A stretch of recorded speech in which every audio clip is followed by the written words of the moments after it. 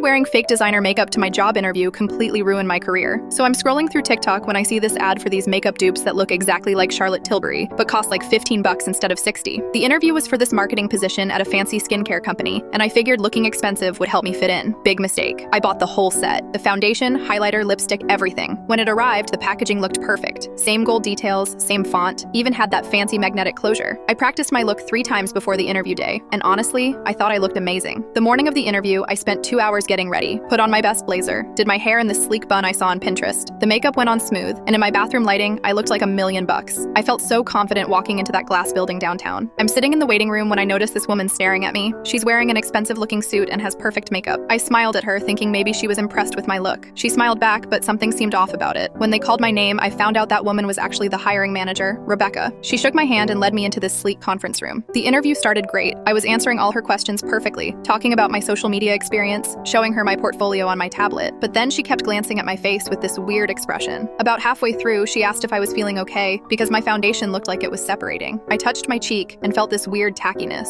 When I looked at my fingers, there was this orangish residue that definitely wasn't there when I left home. I tried to laugh it off, saying maybe it was just the office lighting, but Rebecca got this knowing look and asked where I got my makeup done. I panicked and said Sephora, which was obviously a lie since I did it myself. She nodded slowly and said the Charlotte Tilbury foundation I was wearing looked interesting. That's when my heart started racing. I realized she knew exactly what real Charlotte Tilbury looked like because she was probably wearing it. I could feel my face getting hot, which made the makeup situation even worse. The foundation was literally sliding down my face now. Rebecca excused herself to get some water, and I quickly checked my reflection in my phone camera. I looked like a melting candle. The highlighter had turned this weird chalky white, and my lipstick was bleeding outside my lip line. I looked absolutely ridiculous. When she came back, she had this tissue and handed it to me with this fake, sympathetic smile. She said something about how counterfeits can be unpredictable, and that authenticity was really important in their industry. I wanted to disappear into the floor. The rest of the interview was torture. I kept trying to dab at my face without being obvious, but it just made everything worse. Rebecca asked about my attention to detail and whether I thought consumers could tell the difference between real and fake products. I knew she was testing me. I tried to salvage it by being honest, told her I made a mistake with the makeup and that I learned my lesson about cutting corners, but she just gave me this cold smile and said they'd be in touch. I knew I was done. Walking out of that building was the longest walk of my life. My face looked like a Halloween mask that got left in a hot car. People were definitely staring. I got in my car and just sat there for 10 minutes watching my makeup continue to disintegrate in the rearview mirror. But here's where it gets worse. 2 days later, I get an email from Rebecca. Not a rejection letter. She's asking for the name of the website where I bought the fake makeup. Apparently, their company was working on a lawsuit against counterfeit beauty sellers, and my interview disaster was perfect evidence.